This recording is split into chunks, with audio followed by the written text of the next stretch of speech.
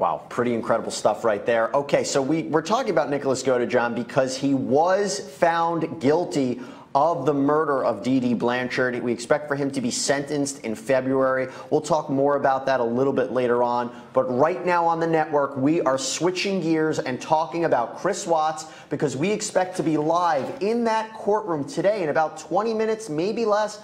And again, he will be sentenced today on 9 felony counts because he pled guilty to the killing of his pregnant wife and 2 daughters. This is the victims right here. You have Shanann Watts, their daughters Bella, Celeste, a 4-year-old, a 3-year-old. Really tragic. And what we have to ask ourselves right now is what do we expect to happen during this sentencing phase?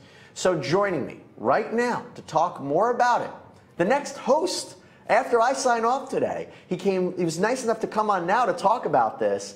Bob Bianchi. Bob, welcome. Happy to have you on. We haven't been on in quite some time. It's been a while, Jesse. It's great to be on with you. Yeah, you never asked me to be your guest when you host. Oh, well, I didn't know that I was allowed to do that. You can do that. I'd love to do that. We're in this new studio right now. I know. It's pretty cool. But I got to talk about Chris Watts right now, right? So, like, what do you imagine will happen today? We know victim impact statements will be read, but really, what is going to happen today, in your opinion? The thing that I'm looking out for, Jesse, is, last week the developments were that the parents were basically saying that Christopher Watts was forced to confess his crimes to the court, and whether or not there'll be a belated assertion of innocence and an attempted withdrawal of the plea. That's just a legal issue that we have to watch out for because the parents are saying he's not guilty. Now, Chris Watts may say, Mom, Dad, thanks very much for your input. I pled guilty. I avoided the death penalty. I'm going forward with the sentencing. So if that, in fact, is correct, Jesse, and they go forward with the sentencing, you can expect some really, really dramatic victim impact testimony. I've done homicide for 30 years of my career on both sides of the aisle. This is about as bad as it gets in terms of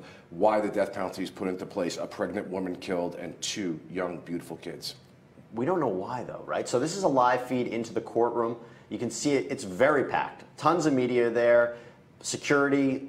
Everybody's watching, and hopefully everybody's going to be watching here on Law and Crime when we go live in there. But you know what? I'll tell you what we're going to do. Let's take a break now. When we come back, we have a lot more to discuss in the Chris Watts sentencing. So we'll be right back right after this.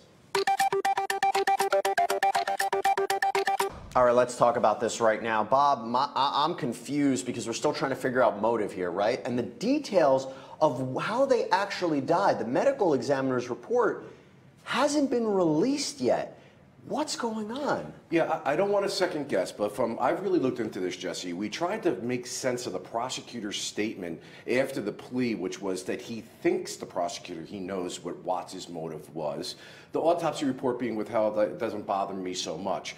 But the reason for that is I understand this, and I did a lot of research, and I actually called out there to see if the prosecutor's office would give me data, and they never returned the call, or the email. Nevertheless, what happened was he says he didn't want to take another statement from Christopher Watts because he couldn't tell whether or not he would tell the truth or not. Now, this is very odd for a prosecutor. If you're taking something off the death penalty, and I've done this, if you're taking it out of the death penalty, I want him to sit down with my people, give me a full proffer as to the reasons why, how, when decisions were made, so on and so forth, for 2 reasons. One, for finality for the family, but secondarily, if he decides a belated assertion of innocence or he wants to withdraw his plea for some reason, I have him in a box that he can't get out of it, that there was a defense that was not pursued by his attorney. So it's very unusual to me that a prosecutor would ever say, Jesse, no, that's okay. I don't need a statement from you. At least that's as I understand these facts. It's almost, I keep caveating that because it's so peculiar to me. So do you think Chris Watts is going to make a statement in court today?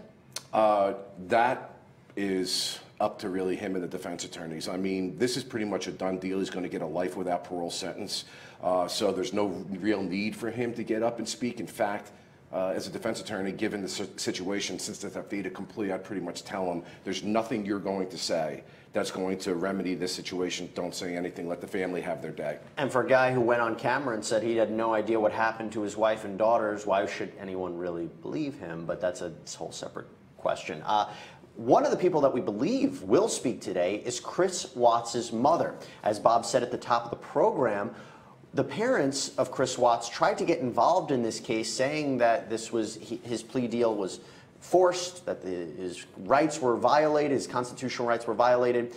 They were not allowed an appearance in this matter, but they are permitted to provide a statement, a victim impact statement in this case, because their granddaughters were ultimately killed. So let's see what Chris Watts' mother had to say when she was interviewed, I believe, by Denver 7 News. So let's go see what she had to say.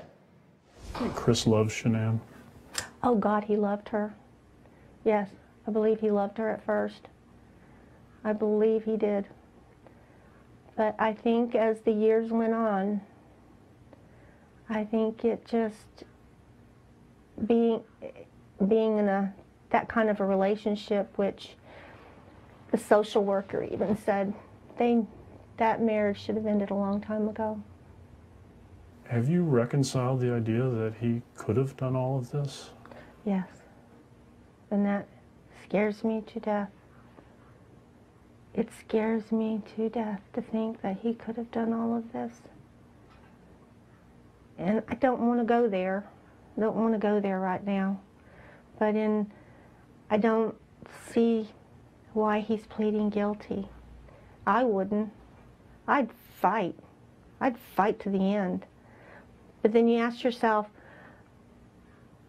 would a normal person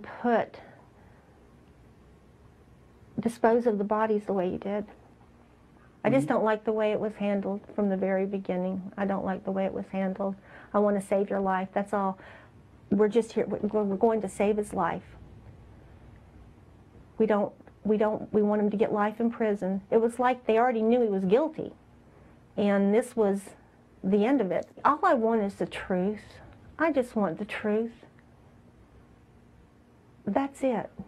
And I know Chris, he would take responsibility. And I guess